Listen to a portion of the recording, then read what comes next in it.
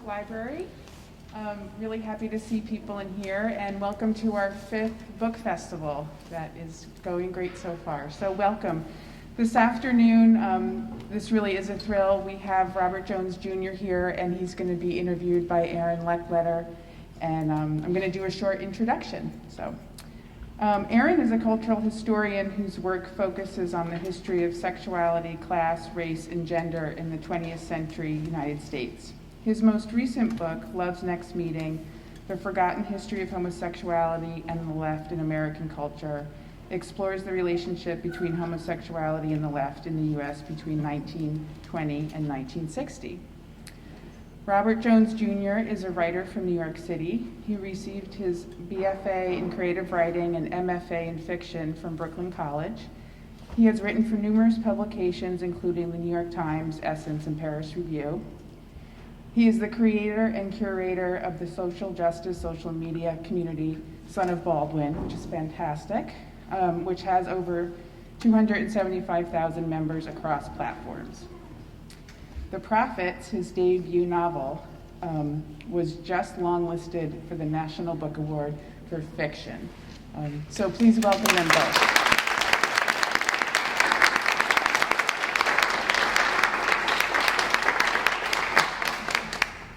And the floor is yours, Aaron. All right, well, thank you so much, everyone, for being here, and thank you especially to Robert for both giving us his time and this phenomenal book, which, if any of you have read it, you already know that it leaves you completely shattered and transformed when you get to the end of it. I think that we wanted to start with a little bit of reading, just to give a flavor of the book a little bit before we have a little conversation about it.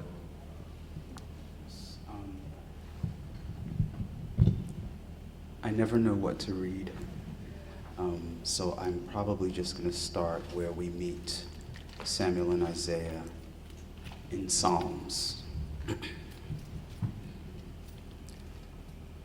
July had tried to kill them. First it tried to burn them, then tried to suffocate them, and finally, when neither of those things was successful, it made the air thick like water, hoping they would drown. It failed. Its only triumph was in making them sticky and mean, sometimes toward each other.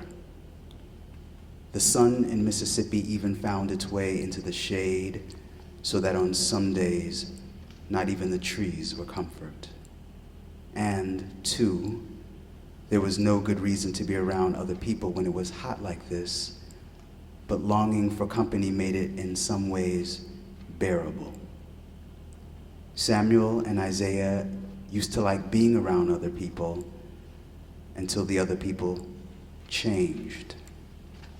In the beginning, they had thought all the curled lips, cut eyes, turned up noses, even the shaking heads, signified a bad scent emanating from their bodies because of the toil in the barn.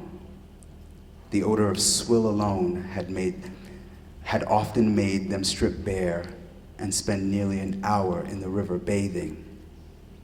Daily, just before sundown, when the others were bent out of shape from field work and tried to find an elusive peace in their shacks, there were Samuel and Isaiah, scrubbing themselves with mint leaves, juniper, sometimes root beer, washing away the layers of stink. But the baths didn't change the demeanor of the sucked teeth that held the two of them in contempt. So they learned to keep mostly to themselves. They were never unfriendly, exactly, but the barn had become a kind of safe zone, and they stuck close to it.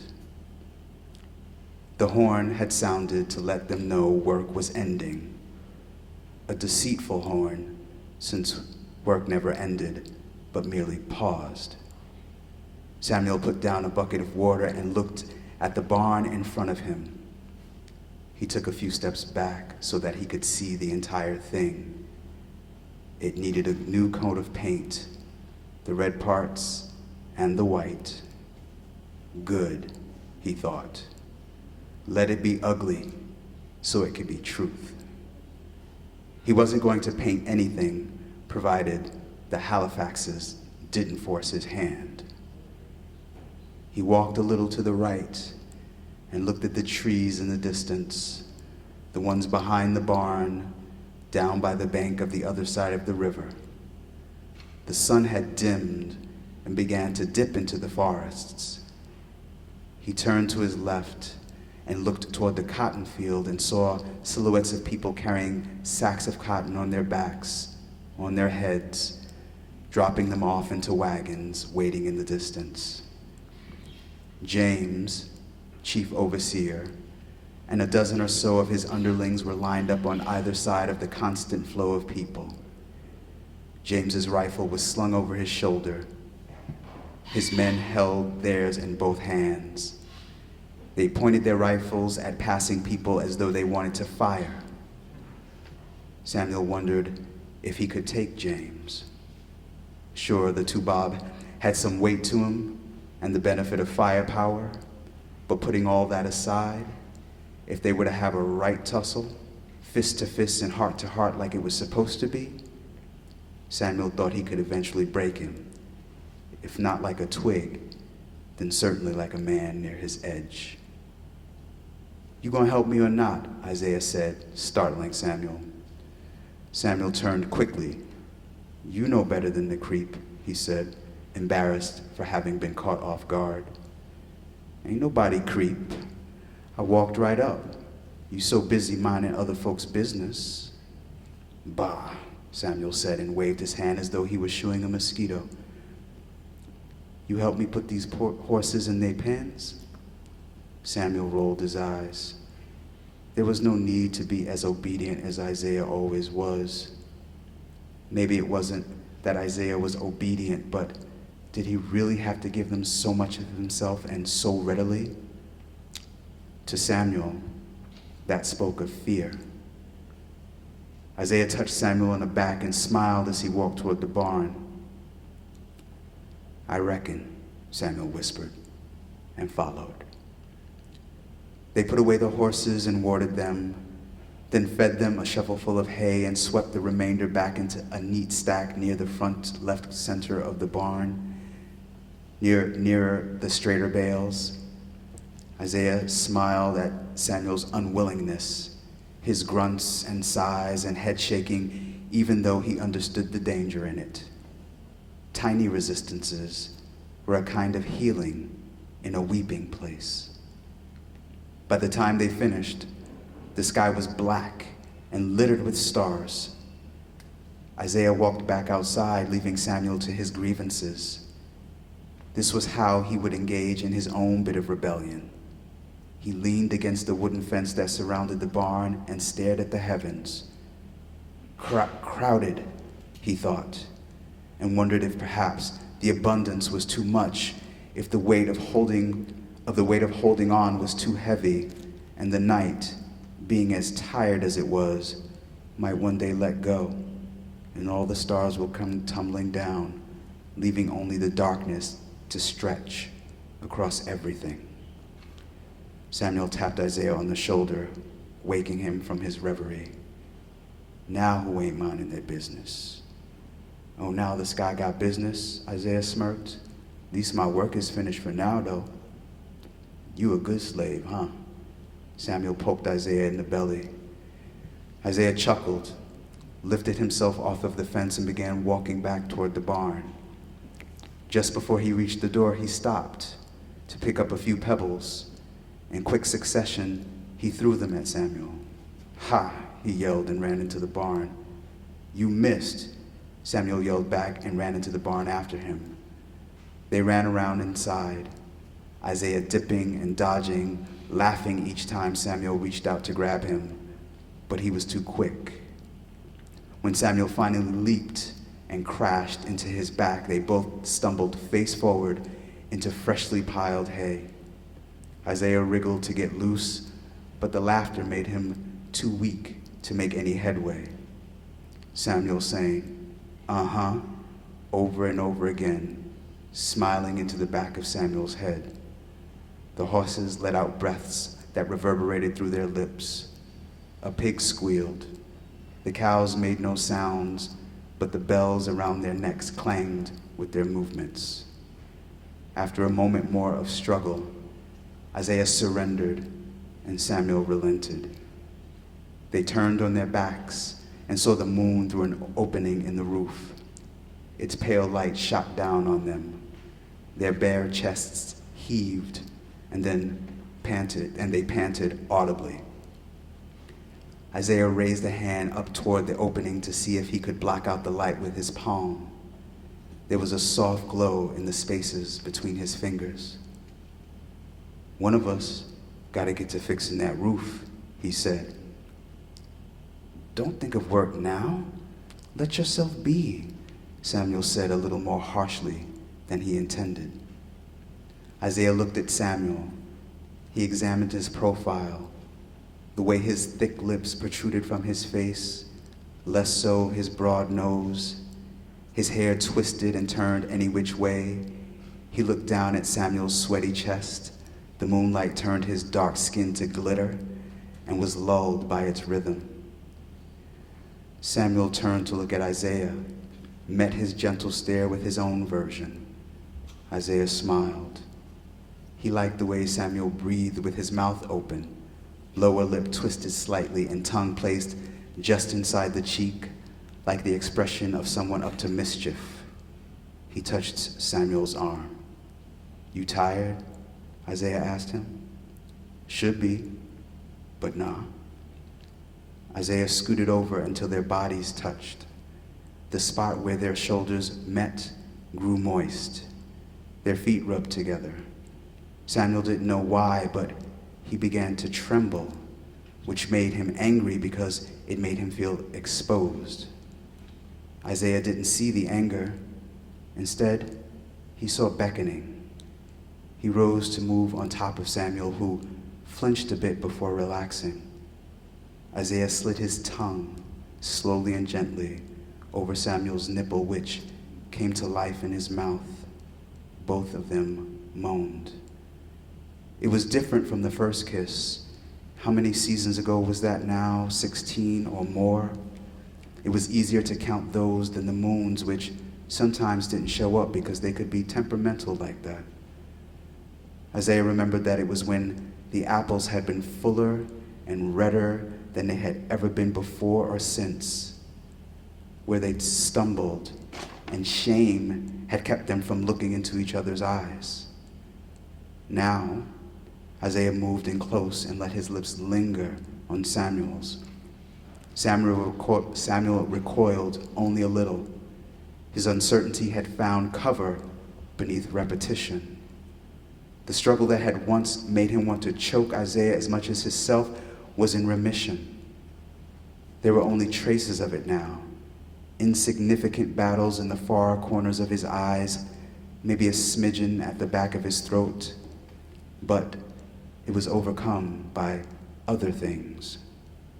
They didn't even give each other the chance to fully disrobe. Isaiah's pants were down around his knees, Samuel's dangling from an ankle, impatient, thrusting into each other in a haystack, the moonlight shining dimly on Isaiah's ass and Samuel's soles. They rocked. By the time one slid off the other, they were already tumbled off the haystack deeper into the darkness, spread out on the ground. They were so spent that neither wanted to move, though both craved a thorough washing in the river. Silently, they decided to remain where they were, at least until after they regained control of their breathing and the spasms subsided. In the darkness, they could hear the animals shuffling, and they could also hear the muffled sounds of the people nearby in their shacks, singing or maybe crying. Both were viable possibilities. More clearly, they could hear the laughter from the big house. though there were at least 2 walls and not an insignificant amount of space between them and the laughter. Samuel looked in the direction of the house and tried to focus on the voices emanating from within. He thought he could recognize a few. "Nothing never changes. New face, but same tongue," he said. "What?" Isaiah asked as he stopped staring at the roof and faced in Samuel's direction. "Them." Isaiah inhaled deeply, then exhaled slowly. He nodded. "So what we do? Bash the face, split the tongue?" Samuel laughed. "Face been bashed, tongue already split.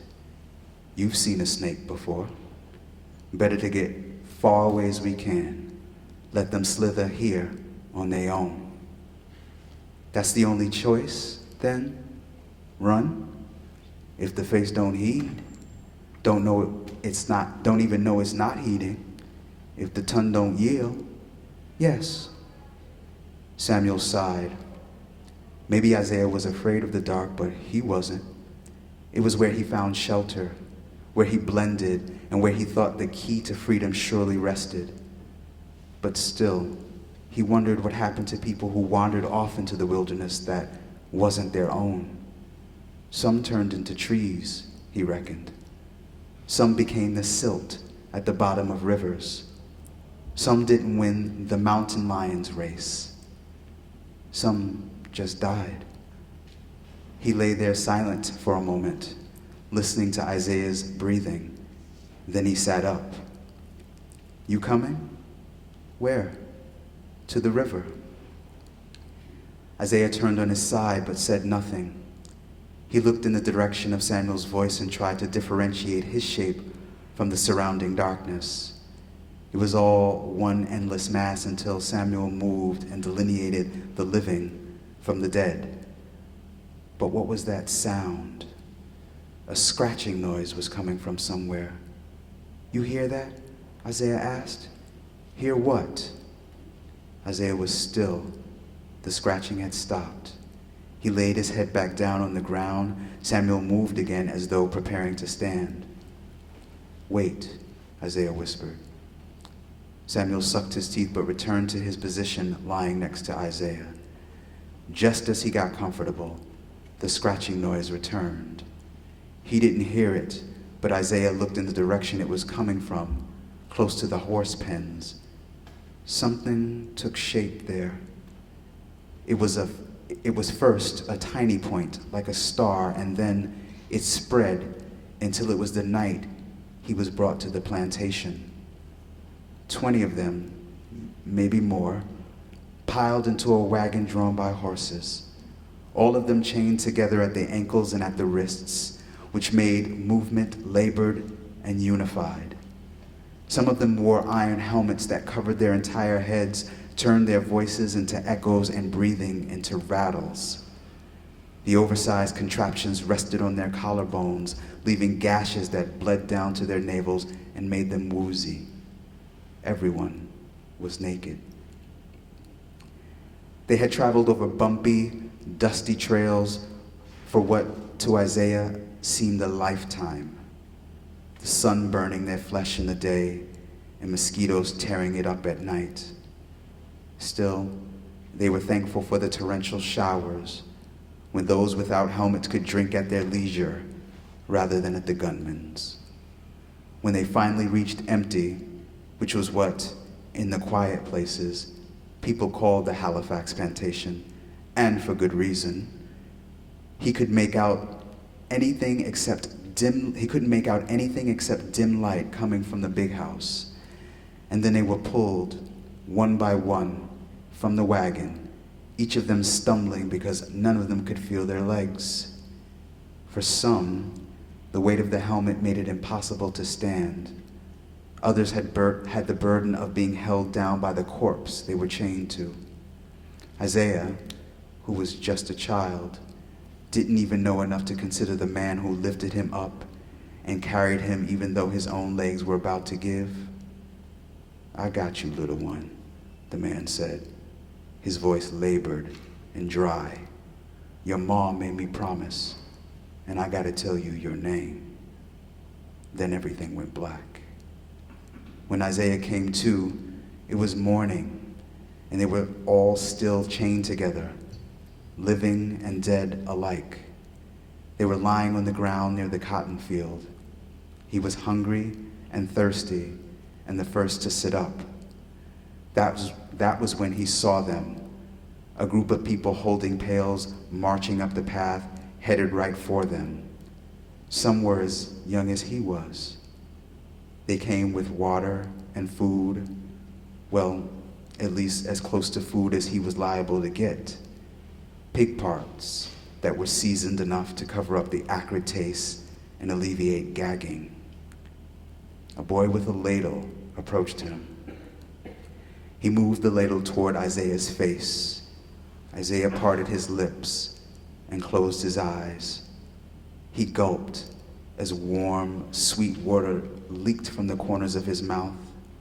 When he was done, he looked up at the boy.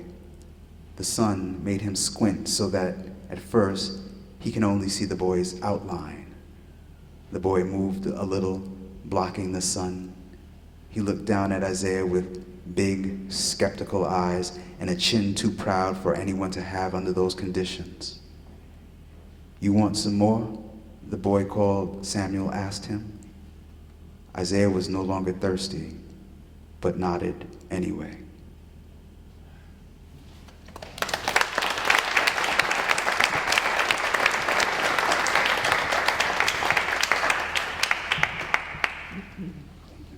Thank you. It's amazing to hear you reading reading this book that I've heard in my head almost the same way. So there's something about about your voice that really carries through into the writing. So reading this book, like I said, at the end of it, throughout, but when it ended, I just almost couldn't believe that it had happened. It was so deep in my bones, the voice, the form, the lyricism, the passion, the story, the characters, the multiple times in which the narrative occurs. It was almost impossible for me to imagine that it was a book that was written. It almost feels like it came into the world whole formed. And so I'm curious to ask you, how did this book come to be, and how did it sort of change as you actually wrote it? Thank you. It was very kind of you to say. This book took me about, from beginning to end, 14 years to write. It came to me during my undergraduate years at Brooklyn College. I was a creative writing major and a Africana Studies minor. And it struck me as odd that in all of the canonical works I had been reading for Africana Studies, queer people, black queer people, don't show up until about the Harlem Renaissance period. So Wallace Thurman is writing in 1929, and he is dealing with those sorts of issues. But I could not find anything before that. And so the question for me was, well, where were we? We didn't spring up fully formed during the Harlem Renaissance. So I went on a journey to sort of research any possibility of the existence of black queer people prior to then. And what I kept hearing from anthropologists and sociologists was, well, homosexuality was not an identity, so you can't really think that you're gonna find that. And I thought, but you don't need to have a label or an identity to know who you are. That's something intrinsic, so I discount that. And I went through the canon, and I found in a book called Incidents in the Life of a Slave Girl by Harriet Jacobs, one sentence where she talks about how a slave master had chained one of his enslaved people to the bed, a man, who he would use for untoward things. So I said, okay, so homosexuality did exist. But my second question was, okay, I've gotten all of this about rape, because also in Toni Morrison's Beloved, there is a scene where her character, Paul D, is sexually assaulted by an overseer. And I thought, fine, sexual assault and rape, but what about love? And I could not find examples of it. And so I said, have mercy. Like Toni Morrison said, if you cannot find the book you wish to read, then you must write it. And I said, I'm gonna have to write this book, and people are gonna be so upset because I'm not gonna just be able to talk about these two people who fall in love during this sacrosanct period, because for Black people, antebellum slavery represents two things: something we want to forget and something we have to remember. And we treat it very as a sacred time, even though it was so brutal and awful. But we also have a particular image of it in our heads that it was basically heteronormative. So me trying to introduce something queer into that space would result in a lot of people saying, oh, you're pushing the gay agenda in places that it doesn't need to be. But what I discovered in my research was that if you go back even further to the African continent, there are millions of examples of queerness existing, but it did not have a name or a title because it was just considered part of the landscape. It was just part of nature. There was no need to say, oh, that's a homosexual and that's a bisexual. It was just whoever that person was. They were just part of the community, part of the tribe. And that freed me in a great number of ways to embark on this. And so I said, okay, so now that I have that proof that it was not, because I should go back a little, what many Black people believe is that queerness is a corruption that happened to us because of the slave trade. That before that, all of the African continent was heterosexual. And there was no possibility of queerness until Europe came in and introduced the perversion, quote unquote.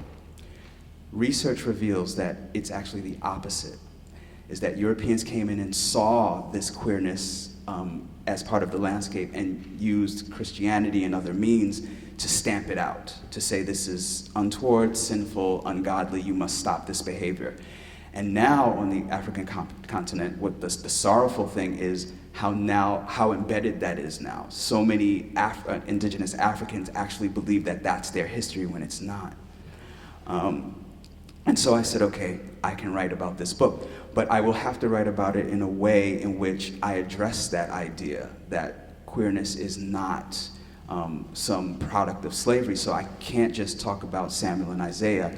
I have to go back a little further to Kosai and Alewa so that I could show readers that this is not something that is new to Blackness.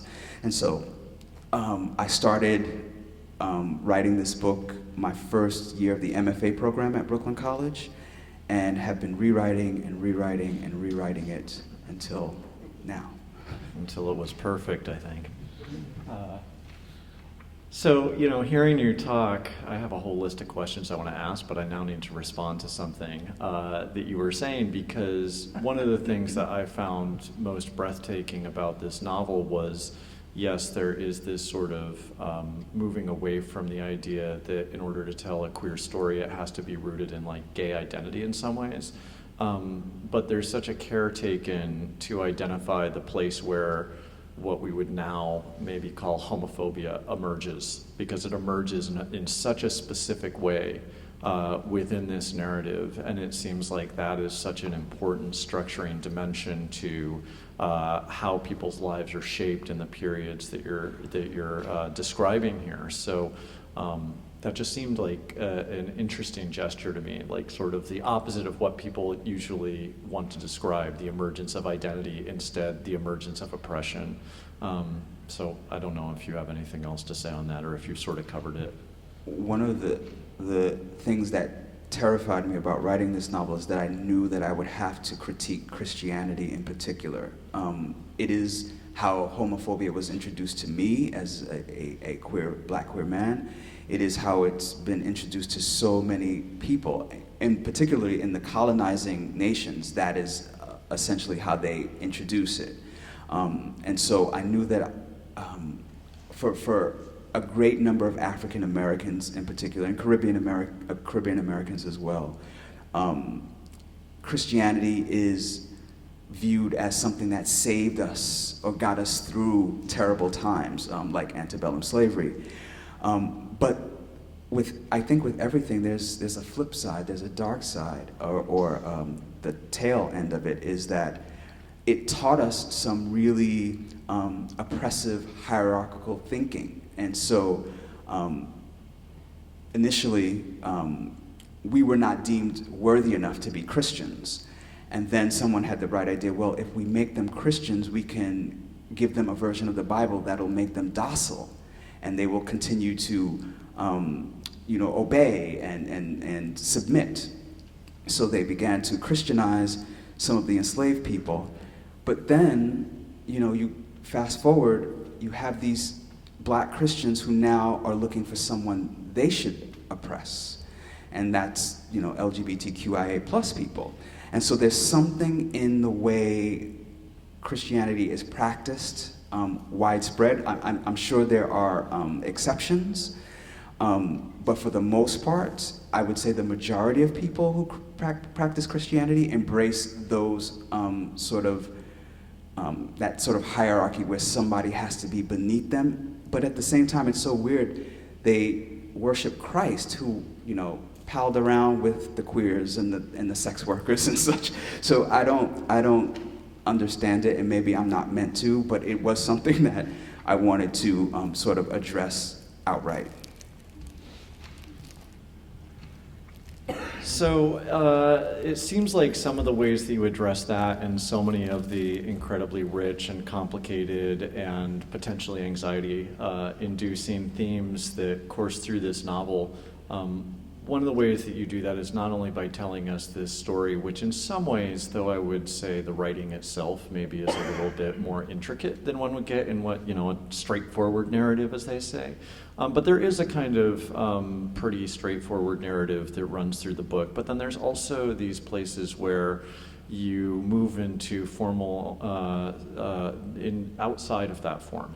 That we go to these kinds of prophetic voices or these incantatory voices, or as you're saying, we go back to, a period before these characters were even a glimmer of identity.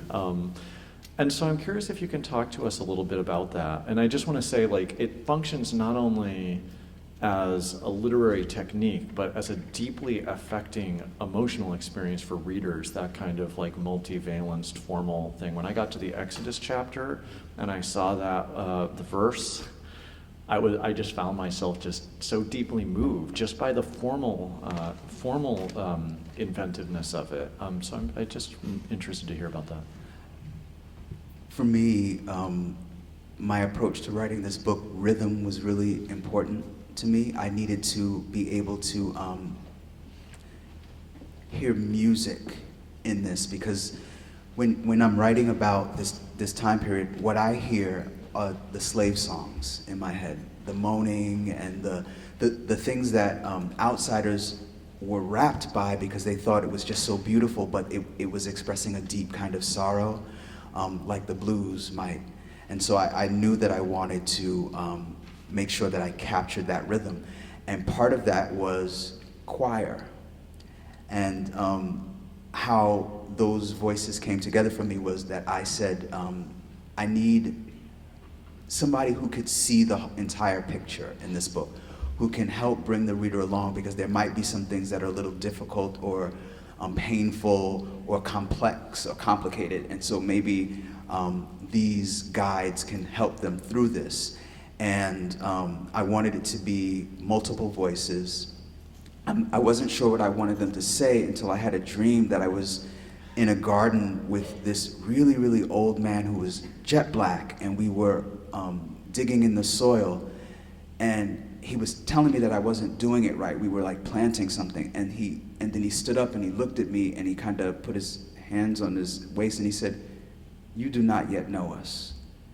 And I got up, because I keep a notepad by my bed, and I scribbled that down in the dark and went back to sleep, and then went to the computer to work on it. And when I did, I saw that and I said, oh, duh, the ancestors want a voice in this. And so I let them speak. And then they were the ones who brought me to Africa, because there was a chapter where like I sort of kind of let myself free write sometimes. Whatever comes, and one of the things was, this is not the beginning, but this is where we shall begin. And so I said, oh, to me that sounds like a call for going back further into history. And that actually helped solve a problem, which was, how would I say in this book that queerness, homosexuality, what have you, is not a product of trauma from slavery, that it is something that has always existed. And so that gave me the avenue to kind of go back. As far as Exodus, that was sort of a last-minute revision, because what happened was, in one of the earlier drafts, every chapter told its own story. So you would hear the story of Samuel and Isaiah from beginning to end, Sarah's from beginning to end, but it felt so disjointed, and it gave away the ending too quickly. So I said, how could I do this? And I said, oh, okay, Samuel and Isaiah will appear throughout the narrative.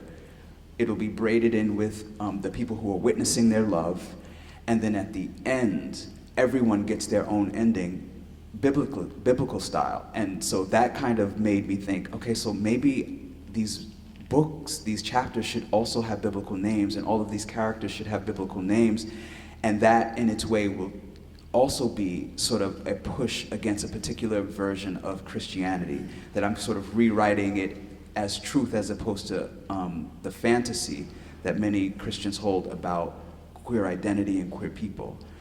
So that came together that way.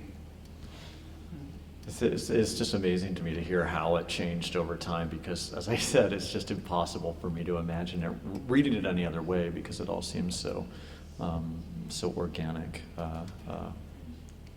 to the reader, getting it full form. So, you mentioned naming there, and naming is, of course, something that, again, fits sort of centrally in the narrative of Samuel and Isaiah, as Isaiah is constantly on a quest to discover his name. But then there are other characters in the book who have different names, Beulah, Beonti, and so I was just interested to hear from you as to how that became such a central concern for you in this novel. Well, naming is really important to Black people because of the ways in which we were stripped of our culture and our own names. In my family in particular, there's a story that my great uncle Herbert, rest his soul, discovered when he was researching our family tree. So I have two very early ancestors, one from Guinea and one from Senegal, who were purchased during slavery by a British couple by the name of the Habershams. And the Habershams purchased them, brought them to England.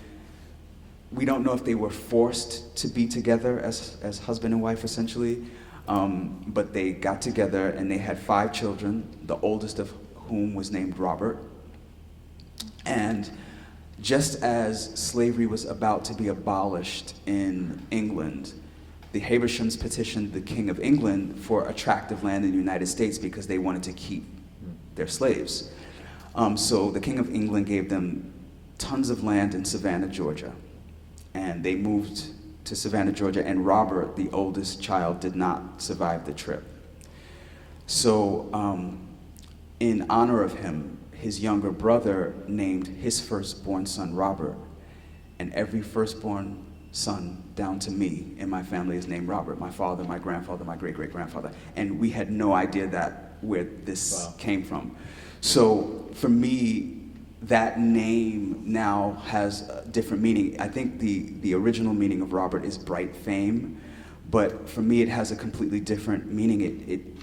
I have to remember the first Robert, because without him, without his younger brother, I would not be here. They survived the insurmountable so that I could be here. And that's kind of why Isaiah is so intent on knowing his name, because he wants to know his people. He remembers their faces. He actually hears the name. He doesn't know that is it. It sort of helps him to connect back to something that was snatched away. You know, and as readers, we learn his name before he does. So there's this sort of interesting perspective, and perspective is something that I kept thinking about throughout this novel, because there, there's chapters where you are hearing the same story or learning the same story or the same events, only from a different character's perspective. So that seems to matter so much. But in the case of the naming of Coyote, Isaiah, we learn his name, and then it's, you're waiting 300 pages through this quest for him to learn it himself.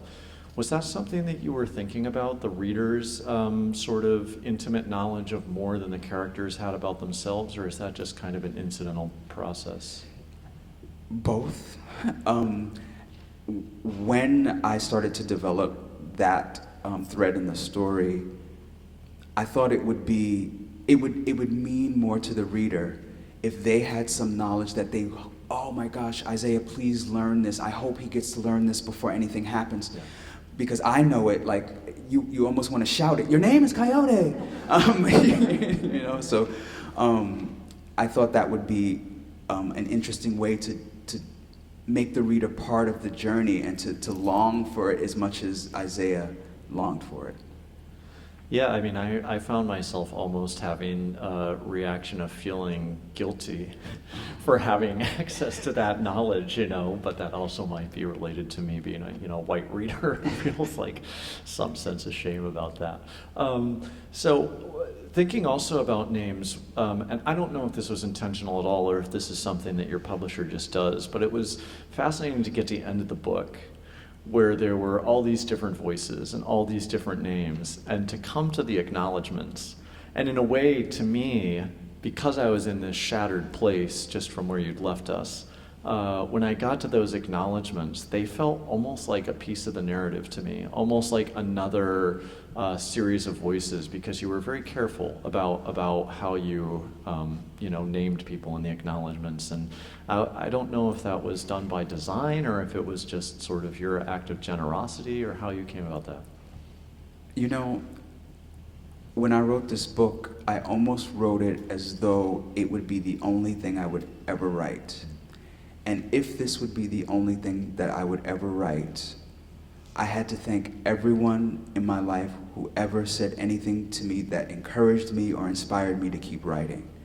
So there's thank yous, of course, to James Baldwin and Toni Morrison, Janet Jackson, my friend Phil Jimenez, my husband, who was the first reader of the first draft, and I know he's tired of me saying this, but he is a Virgo and an attorney, and those two things together makes for an excellent critic. So he was the first to read it, and so I wanted to thank every single person. And I didn't realize, because my husband was doing a lot of research on the publishing industry while I was writing this, and he said, your acknowledgments pages should only be 2 pages maximum. And I said, well, I don't know how I'm going to squeeze these thousands of names into 2 pages, but I went ahead with 10 pages. And I didn't realize until I got a copy of the book myself that when reading through it, it does function as almost like the last chapter. And I've heard readers say, I feel like that's also part of the book, and it's a really healing part of the book, and I was so grateful for it because I was left shattered at the end, hopeful but shattered, but that just kind of sealed the deal. That's interesting. I wasn't sure if that was just me being, sort of unique, or if that was shared, but it sounds like I'm not alone in that. I don't know what time it is. There was one more question I was hoping to get to, but I want to make sure. Is what? 5:15. I don't remember what time we're done. You have plenty of time. Okay, thanks. All right, I'll just ask one more, but then I want to leave space for the audience. And I have, believe me, I could fill up all that time, but I won't. There's so many conversations that are constantly happening in the world of literature about what the relationship is between art and politics.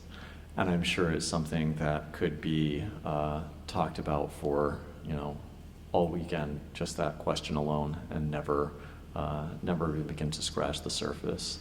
but as somebody who has such a strong voice outside of your fiction, is somebody who brings a lot of attention to political questions in the contemporary moment, and whose book really is in some ways giving us access to a way of thinking about literature through the lens of some of the concerns that you were mentioning when you were talking earlier about, race and sexuality.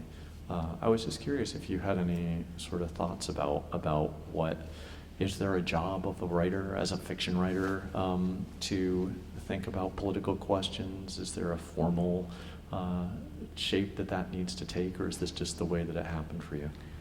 Well, for me, in the tradition that I'm writing in, writing is an inherently political act. I am descended from people who were not permitted to read or write. So the fact that I am doing both is just, I'm going against all of the things that this nation attempted to do. But I think that writing on its own is a political act. I think in Toni Morrison's The Bluest Eye, she begins the page with the See Jane Run sort of story. You think it's such a basic story, there's no politics to it, but then she makes you realize, well, Jane is a white girl, and she gets to run freely, and the black girl does not. So, like, even the most the innocuous things are political. So, for me, there's no separation. And I think if you are a writer of a marginalized identity, whether that's because of your race or your sexuality or your disability or what have you, I don't know if I would say I think you should be overtly political. I think that you should write to your own gaze, such that it will eventually, at some point, become political. But I just think all writing is inherently political, and that I can't think of one thing, one book, one story that cannot in some way be politicized, even if it isn't overtly political. I completely agree with you. So that was good. All right. So I think we should. I have questions if nobody else does, but I would love to open it up to folks in the audience here. I'll let you moderate it, Ron. Hi. I just have a process question for you. So you were talking about rhythm, sound, being important to your writing, which Kelly Cedar Comics says. Like, she writes thinking about sound. I'm curious because I found this book so visually evocative. Do you write with images in your head? You know, my editor, Sally Kim, asked the same question. She said, "You read comics, don't you?" And I said, "Yes." And she goes, "I can tell." She didn't tell me how she could tell, but she said, "There's something about your writing that I can tell that you are a comic reader." So apparently, yes, there must be some images, particularly in the Exodus chapters. I saw it very cinematically, where I was almost standing in the middle of the field watching everything as it happened to each character. That's kind of how I wrote it, and that's kind of how it felt. So I think, yes, to some degree, visuals play a really important part, particularly when I'm trying to think about what does this character see. So I have to describe the flowers, the grass, what it feels like on your feet, so I need to see the ground. Like, so, yeah, I never thought of it that way, but yes. It's very interesting. Thank you.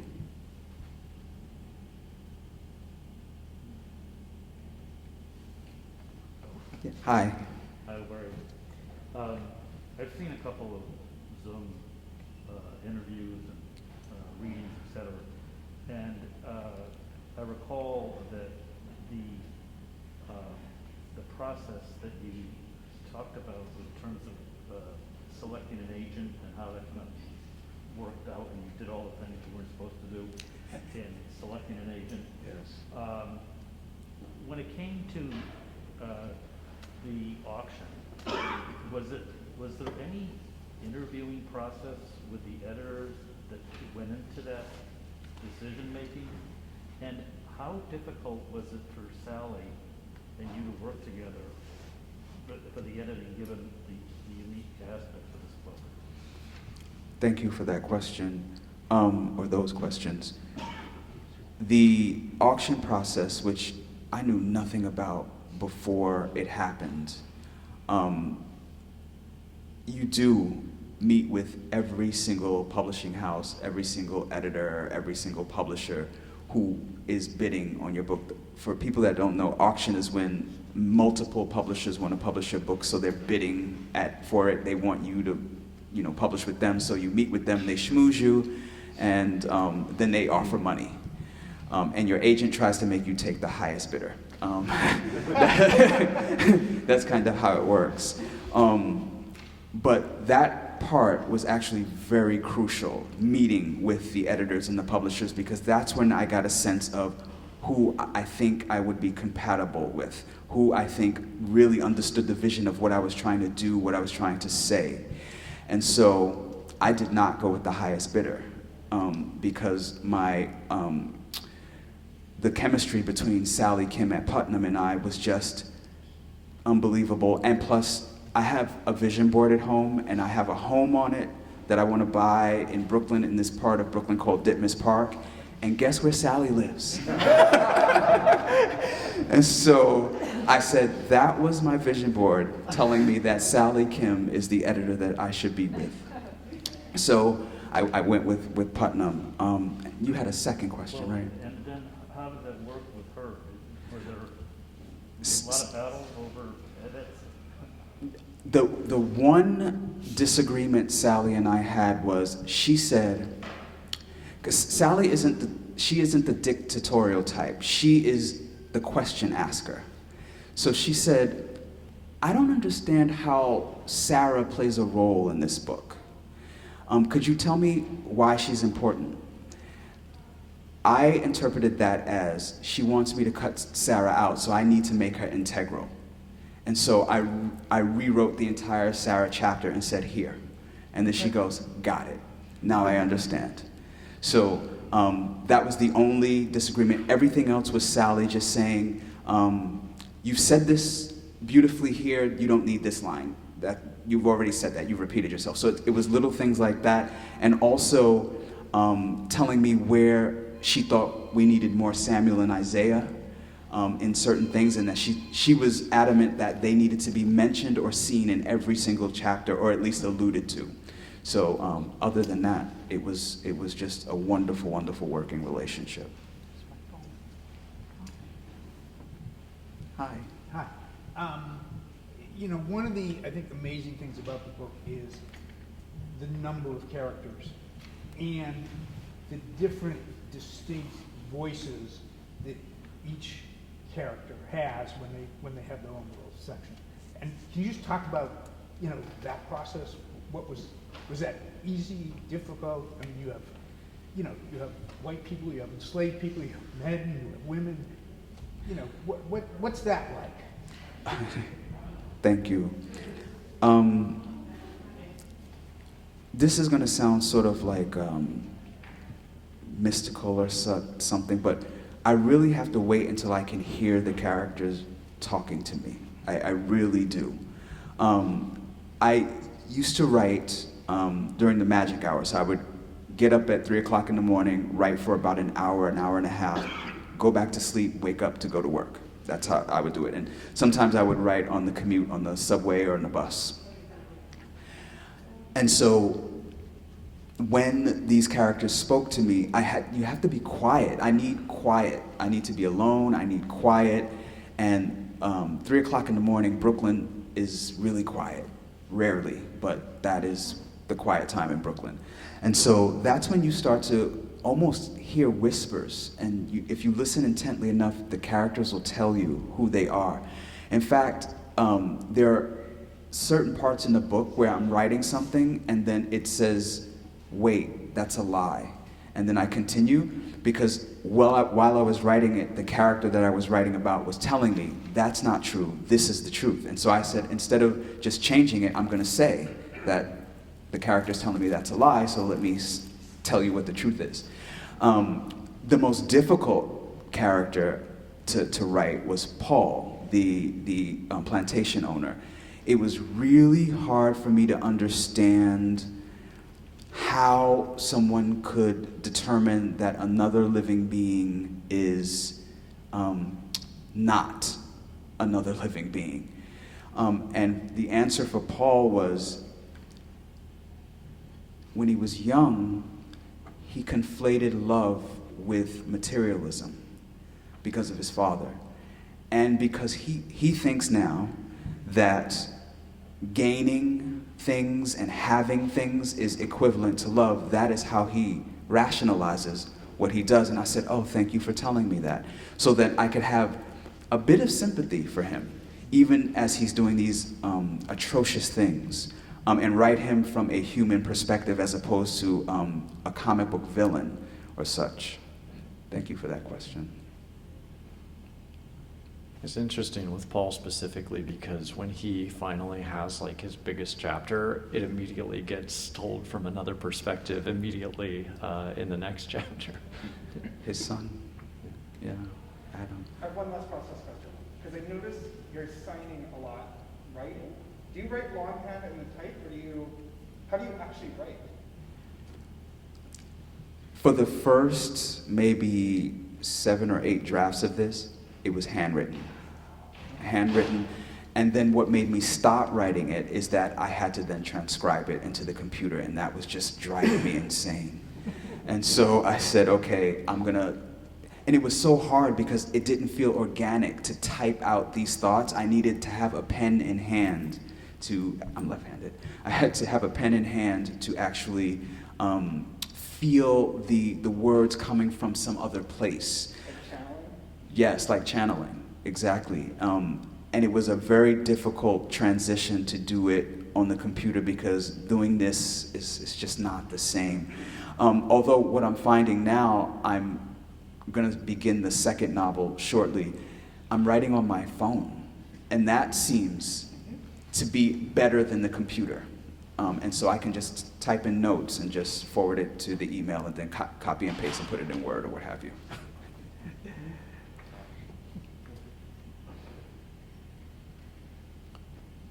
Any other questions?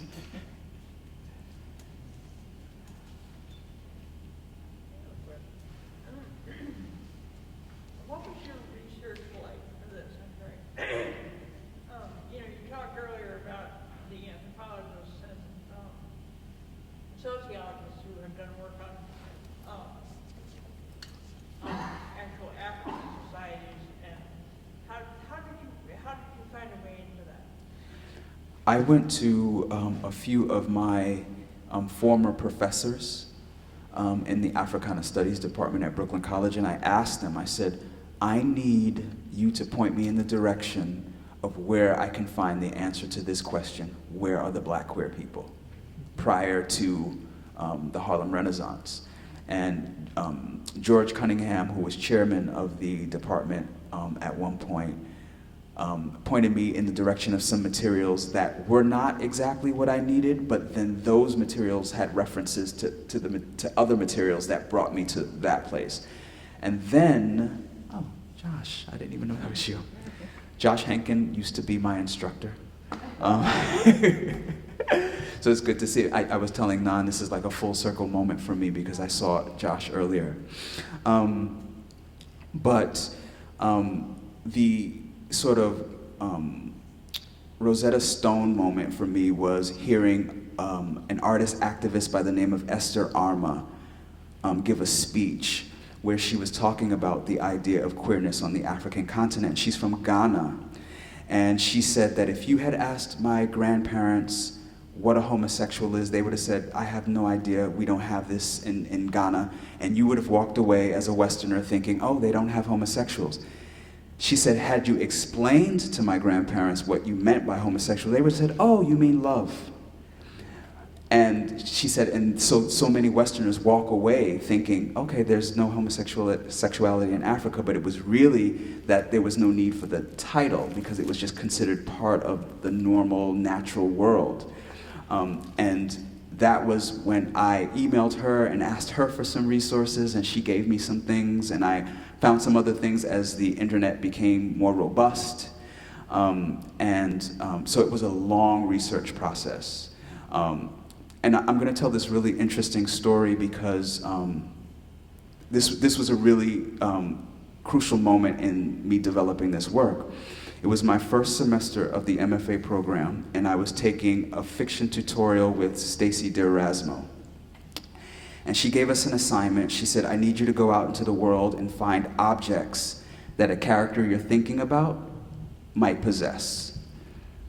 No lie, I'm walking down Flatbush Avenue in Brooklyn, leaving the class, and in the garbage can, they put like a store put out their trash for sanitation to pick up, and in the garbage can, kind of hanging out of it, was a pair of shackles. And I said, this is the character giving me permission to write this story that I'm terrified to write. And I brought it back to Stacy when I was done collecting all of the things she asked us to collect. And she said, where did you get shackles? And I said, Providence, that's what it was. It just, the story was meant to be told, and the characters were telling me to tell it.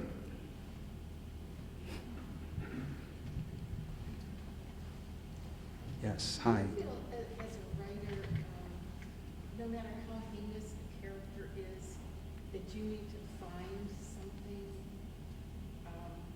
maybe redeeming, but I mean, do you have to go deep enough, as you said with Paul? Do you feel that that applies to the integrity of every character, that you have to find something good in them or understand them? I would say yes to that, because that's humanity, quite frankly. That I think something my grandmother used to say, there's good and bad people and there's bad and good people. And so like, that is true. No one is entirely evil or entirely good. And so I wanted to make sure that each and every character in this book, no matter how minute, was complex in that way, such that a Paul or a Ruth or a Timothy had some redeeming qualities. Paul saved his wife's life. Ruth thought she was being an incredible friend to Maggie. Timothy thought he was more developed and progressive than his parents, and that he actually saw the black people on the plantation as people. So it is, to me, very crucial that even the antagonists, I don't even want to call them villains, but the antagonists of a story have some level of moral complexity, so that they seem more believable rather than just flat.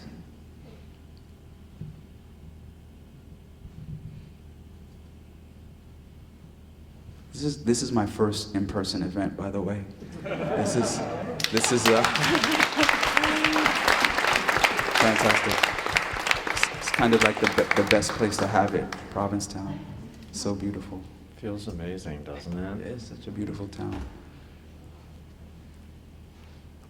Well, I want to thank you so much for sharing your work with us, for producing this amazing novel, for your insight into the process of getting there. And if you have any final thoughts, you can say those, or we will just thank you for your time and your work.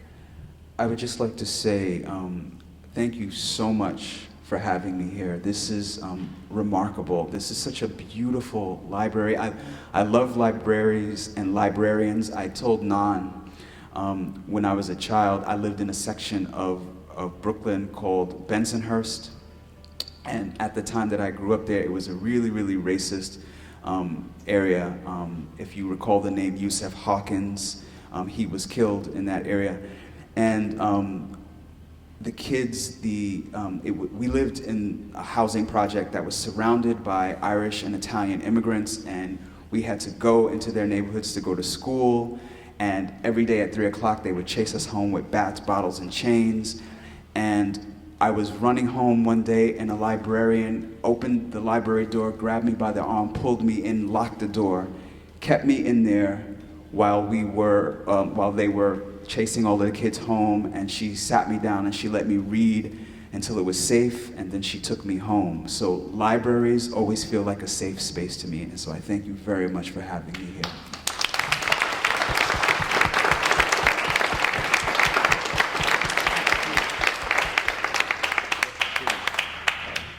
He's asking about the next book. Oh, the next book. Okay, so I have the idea for the next book. It is in the really, really early stages. I have to do some research. I'm one of those kind of writers that I can't just write about a people or a time period unless I've done what I think is rigorous research. So I'm gonna start. What I can tell you about it is I think it's gonna take place in the late 80s, early 90s in New York City. And I will, as a Black queer person, all of my books will always be from a Black queer perspective, and will have Black queer characters. But that's the most that I can tell you right now. And I'm only signed to Putnam for one book, so I guess it'll be up in the air as to what happens with this one. But yeah, I'm working on it. That won't last long. Yeah, I think you'll be all right. Well, thank you so much. Thank you. Thank you.